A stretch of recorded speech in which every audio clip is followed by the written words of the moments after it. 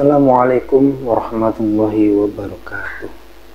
Innal hamdalillahi nahmaduhu wa nusalli wa nusallimu ala rasulihil karim, amma ba'du. Saudaraku yang dimuliakan Allah, mari kita sama-sama mendengarkan nasihat daripada guru kita. Sungguh-sungguh Allah sangat ridho ketika seorang hamba itu makan ketika sesuap nasi dia muji Allah, ketika minum seteguk nasi dia muji Allah.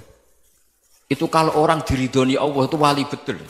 Itu untuk jadi wali itu gampang. Kamu makan ridho, kamu nginjak buminya Allah ridho seneng, kamu hidup keseharian aman seneng. Nah ini supaya sampean kita semua ngaji betapa panduan Rasulullah untuk menggapai ridho Allah itu banyak yang keseharian sekali. Saking kesehariannya banyak dalam hadis dan itu sahih. Nabi menyebut hal-hal yang keseharian. Hatta ma tas'alu fi imra'atika, kamu punya uang kemudian istri kamu bisa makan itu ibadah. Bahkan sebagian ibadah itu dicontohkan Nabi yang akhirnya diprotes sahabat. Yaitu wa fi buti ahadikum sedekah, kamu menggauli istri kamu itu ya sedekah. Sampai sahabat bilang yang benar ya Rasulullah. Ayati ahaduna syahwatahu wa huwa lahu ajrun. Masa urusan biologis, urusan syahwat kemudian dia dapat pahala. Nabi menjawab, alaysa lawadu'aha fi haramin akana alaihi wisrun. Bagaimana kalau dia meletakkan ke yang tidak benar itu kan dosa. Nah, hal-hal seperti ini yang saya ingin teman-teman semua. Saya juga agak ingin ngaji demi Anda juga agak ingin. Itu dosa sekali ngaji kok pesanan kelompok tertentu itu enggak boleh. Islam itu untuk semua. Jadi ya cuma karena di depan saya jenengan ya seakan-akan jenengan korbannya. Itu ada ilmunya dalam usul fikih itu. Jadi orang itu harus ngaji usul fikih.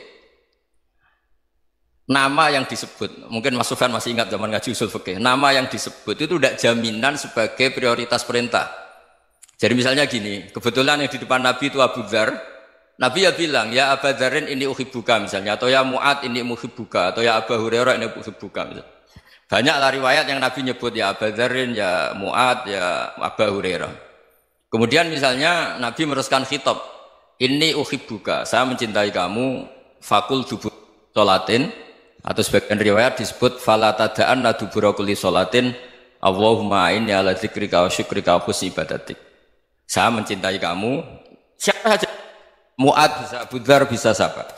Saya mencintai kamu, mohon kalau habis sholat kamu jangan lupa wiridan Allahumma inni ala dzikrika wa syukrika wa husni ibadatik. Ya Allah, tolong kami permudah supaya mudah ingat Engkau. Anda tidak bisa mentang-mentang, wong nama saya Parmin, nama saya Purnomo, itu yang diperintahkan Mu'ad misalnya. Jadi yang disebut satu, tapi khitab itu untuk siapa saja. Saya teruskan. Jadi saya mohon semua kita melakukan kebaikan itu, kalau dalam kaidah fikih disebut al-yakin la yuzalu bisyak. Banyak kebaikan yang kebenarannya itu 100%. Tidak punya efek samping ke pihak lain, ke kelompok lain, ke komunitas lain. Itu tadi misalnya Anda makan, dan itu murah sekali, hanya butuh satu piring. Setiap punyaan kamu muji Allah, setiap minum kamu muji Allah. Itu redaksinya Rasulullah SAW disebut, Allah sangat ridho ketika seorang hamba makan, kemudian dia memuji Allah. Atau minum, kemudian dia muji Allah. Logikanya gampang, negara seperti ini yang kamu harapkan bentuknya kayak apa, mertua, ipar, komunitas, tetangga, itu nyata terjadi itu kan belum pasti. Sementara yang mesti terjadi adalah kamu butuh makan, kalau tidak mati. Butuh minum, kalau tidak mati. Butuh bumi yang nyaman ditempati, kalau tidak kita juga mati. Sebab itu Allah kalau menyebut nikmatnya itu hal-hal yang keseharian. Alladzi at'amahum min ju'. Allah itu siapa? Allah itu yang menciptakan kamu bisa makan. Tidak berlebihan, Allah itu yang menciptakan kondisi sosial itu ideal. Zaman Nabi itu ya ada orang munafik. Orang-orang pilihan Allah itu juga diuji orang sekelilingnya yang macam-macam. Semua diuji sesuai konteks zaman dan waktu. Nah, tapi ada ibadah-ibadah yang selalu disarankan Nabi. Sampai Nabi itu pernah ditanya, ayul islami khairun ya Rasulullah, Islam terbaik itu gimana? Jawaban Nabi itu unik. It'amut to'am, Islam terbaik itu ya makan-makan, jangan santai-santai. Ketika Allah menyebut beberapa kebaikan, falak tahamal aqobah, wa ma adrokan apa? Mal aqobah. Terusannya apa? Fakku Raqabah. Terusannya apa? Au it'amun fi yaumin di masghubah. Atau acara makan-makan itu juga Islam. Kenapa? Ya bayangkan kalau tidak ada makanan, kita mati kan?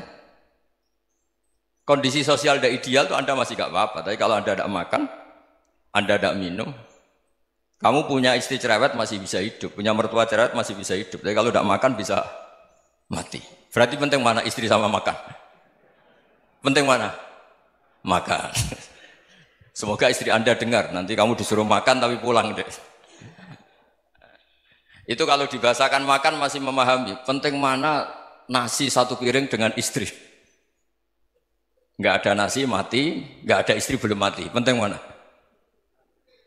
Gak berani jawab kan? Nah, ternyata Anda ada garang kan di depan istri. Jadi saya mohonlah, mungkin Mas Sufyan Sauri tadi yang bisa bantulah. Teman-teman tuh ngaji yang keseharian saja. Karena kita nyari ridha Allah itu berdasar firman Allah. Dan firman Allah itu menyebut keseharian itu riang, gampang. Yaitu tadi misalnya wa min ayatihi manamukum billaili wan nahar. Termasuk ayat-ayat Allah itu kamu tidur. Maka dulu itu ada guyonan, ada tokoh Mu'tazilah, kelompok dalam Islam yang berpikir manusia itu bisa menentukan ikhtiarnya sendiri. Karena saya bisa duduk, ingin duduk, duduk, ingin berdiri, berdiri. Karena kelompok ini nggak terima kalau semua kehendak Allah, nanti bagaimana kalau semua kehendak Allah kok ada hisab ya, ada sanksi.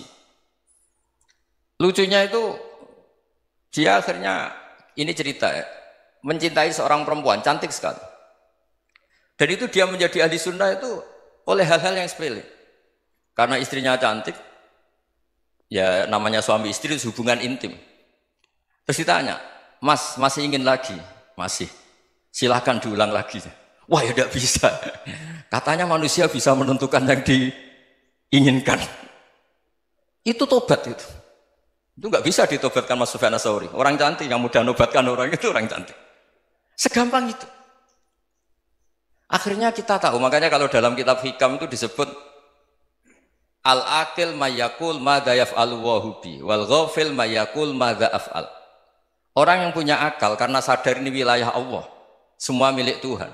Itu dia tiap hari berpikir, besok Allah akan melakukan apa terhadap dunia ini. Kamu merencanakan sesuatu mau plesir, ternyata gempa. Mau wisata ke Rusia, ternyata perang. Kamu tidak pernah tahu apa yang akan terjadi besok. Wa ma tadri nafsum madza taksibu ghadan. Tapi anda semua kita ini sering punya jadwal permanen. Makanya saya kalau diundang siapa saja, sana takdir.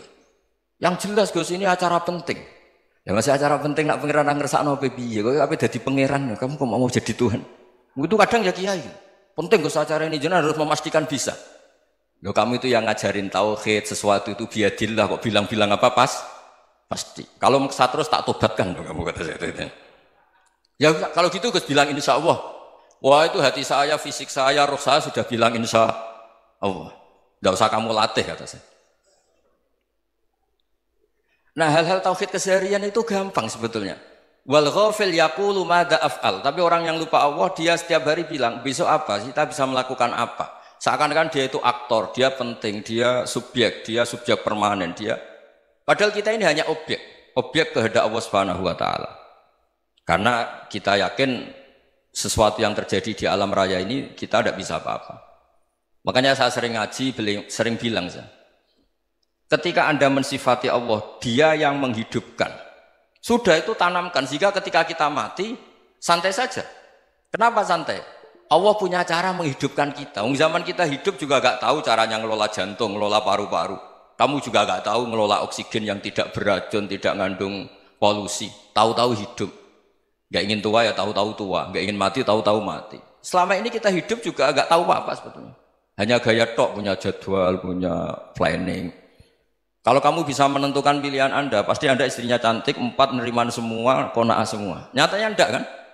Ada 1 jelek, cerewet. Wah itu kan, nyatanya enggak bisa apa-apa Anda kan? Dan kamu bawa mati lagi. Itu kan, istri Anda juga gitu, punya keinginan, punya suami yang ganteng, yang jabat, yang neriman, yang enggak poligami. Ya enggak kesampaian juga. Kalau kita ngitung tingkat kegagalan kita itu gagal terus. Ya kan? Nah, terus ingat Allah, madza yaf'alu Allahu bi. Orang yang punya akal selalu berpikir Allah itu menghendaki apa terhadap saya. Loh, sama-sama orang ngelihat orang yang serius, itu kata Anda itu pemikir berat, serius, senang punya tokoh yang merengut karena kamu anggap serius. Tapi sebagian orang anggap orang yang serius itu wong merengut, wong masam, wong muka kok ditekuk. Jadi sama itu hati ya muqallibal qulub tsabbit qalbi ala dini, karena kita enggak tahu cara berpikir kita tentang orang lain, tentang sekeliling kita.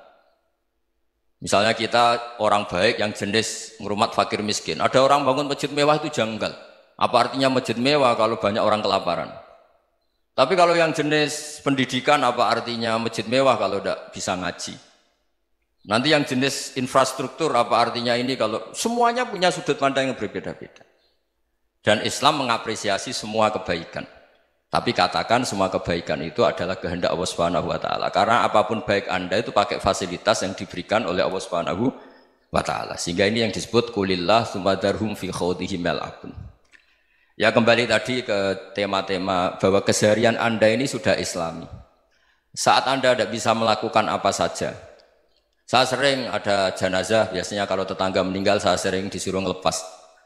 Saya bilang orang ini baik. Karena sering ngelamun di rumah, sering nganggur di rumah. Ditanya sama anaknya, kenapa Gus nganggur baik? Ya kalau dia nganggur artinya juga agak berbuat sesuatu yang maksiat kan? Ya kan? Orang nganggur di rumahnya ya tidak bunuh orang, tidak maling, tidak korupsi, ya namanya nganggur di rumah. Lah cuma istri cara pandang nganggur gak menghasilkan uang gitu. Tapi juga gak menghasilkan kriminal kan? Jadi sebenarnya Islam itu makanya kalau sampai ngaji usul fikih itu ada kitab usul fikih namanya Lubul Usul, itu terkenal sekali di pesantren itu. Itu kalau ngapresiasi keseharian itu luar biasa. Izma min mubahin illa wa yatahaqqaqu bihi tarku haramimma. Karena keseharian yang mubah saat Anda lakukan itu ada kehebatan yang luar biasa, yaitu meninggalkan haram. Makanya dulu banyak orang-orang alim ketemu temannya itu guyon sampai semalaman. Itu biasanya yang semangat Islam itu kiai kok tidak tahajud, kiai kok tidak witir. Orang yang sedang mapan uangnya banyak, malam itu tidak kelayaban itu sudah luar biasa. Melawan nafsu supaya tidak maksiat itu sudah luar biasa. Supaya lupa guyon sama temannya semalaman sampai subuh. Gejlok-gejlokan ngenang zaman miskin, zaman kuliah nggak jelas, zaman apa. Melihatnya jangan tarkut tahajud. Seperti ini meninggalkan tahajud, tapi meninggalkannya ini talkul muharramat. Jadi kayak apa hebatnya? Sehingga Imam Ghazali punya riwayat yang agak unik. Hatta takuna ibadatu akhiri hadil ummah iku an-naum. Sehingga suatu saat ibadah terbaik umat ini itu tidur. Itu kan riwayat kontroversi. Ketika Imam Ghazali tanya, kenapa iya? Kenapa kamu mulai keluar dari rumah itu sudah banyak maksiat? Melihat perempuan yang enggak mahram, melihat fenomena. Tapi kalau kamu tidur itu enggak melihat apa-apa. Tapi juga kamu jangan menganggap tidur itu ibadah betul. Saatnya melakukan fardu ain malah masih tidur. Tapi itu sudut pandang yang menjadikan kita Islam itu gampang. Jadi saat Anda tidak bisa aktivitas apa-apa, misalnya ada beberapa orang yang lumpuh. Lumpuh itu memang nggak bisa Jumatan, nggak bisa ibadah, tapi dia juga nggak bisa maksiat. Tidur itu memang Anda saat itu tidak bisa tahajud, tidak bisa witir, tapi saat itu ada zina, ada maling, tidak gosipkan orang, tidak bully orang, tidak menanamkan kebencian, tidak hasud. Sehingga tidur menurut Allah Ta'ala wa min ayatihi manamukum billaili apa? Wan-nahar. Karena di tidur itu selain ada unsur istirahat, jaga stamina, juga ada unsur meninggalkan beberapa keburukan. Nah saya mohon ibadah yang keseharian ini kita jaga. Supaya kita semua baca ayat itu fasih. Fasih itu tertanam di hati. Allah itu siapa? Alladzi at'amahum min ju'i wa amanahum min khauf. Dan Allah kalau cerita di Quran itu anna sababnal ma'a sabba tsumma syaqqaqnal ardha wa syaqqa fa ambatna fiha habba wa inaba wa qadba wa zaituna wa nakhla wa hada'iqa hulba. Kamu tahu saya ini siapa kata Allah? Saya ini adalah Tuhan yang menurunkan air, kemudian ada tanaman banyak. Habba wa inaba wa qadba, ada zaitun, ada tin, kalau orang Jawa mungkin ada tela, ada padi, ada mangga, ada pisang. Sudah. Wa inaba wa zaituna wa nakhla wa hada'iqa hulba. Ada perkebunan yang lebat. Tujuannya apa? Mata Allahkum, silahkan kamu pakai, kamu nikmati. Tapi karena kadang kita ini punya ide-ide besar. Tadi untuk syukur saja nunggu punya istri riman, rumah baik, tetangga baik, komunitas baik, semuanya baik baru syukur. Lama-lama nanti ada di surga, syukurnya nunggu surga paling kelas A. Itu sudah ada yang menghuni Rasulullah. Kamu nggak boleh di situ. Masa untuk syukur saja? Repotnya Masya Allah. Jadi mohonlah Quran yang kalau Anda hafalkan juz amma itu kan ada ayat-ayat yang kayak tadi. Ya, fal yang dzuril insanu ila ta'ami. Coba lihat apa yang kamu makan ya? Dari mana? Dan untuk mempertahankan hidup kamu keseharian. Jadi jangan kira ibadah itu harus membentuk komunitas yang versi Anda. Ibadah itu harus hal yang mulu-mulu. Kesehariannya Anda alami. Loh ini saya tidak bikin-bikin. Saya ngaji bukan karena berdasar pesanan. Itu ayat yang saya baca kan betul ada ayatnya kan. Fal yang dzuril insanu ila ta'ami. Anna sobabnal ma'a sobba. Thumma syaqaqnal ardo syaqqa. Fa'ambasna fiha habba wa inabau wa qadba wa zaitunaw wa nakhla wa hada'iqa khulba. Terusannya apa? Mata'al lakum, silakan kamu nikmati. Mata itu silakan kamu nikmati. Ya kayak sampai dikasih hidangan ya makan. Ya sudah makan. Habis makan ya minum. Habis itu ngantuk ya tidur. Ya sudah normal-normal saja. Kayak apa indahnya Islam. Tapi Anda mencari Islam yang gimana lagi? Nah itu yang diajarkan guru-guru kita, diajarkan sanad kita sampai Wali Songo, sampai Rasulullah SAW. Bahwa pada akhirnya ada jihad, ada perang. Itu dulu memang perang, bukan membunuh. Beda. Dulu kita dijajah Belanda ya perang, dan itu normal karena kita dijajah.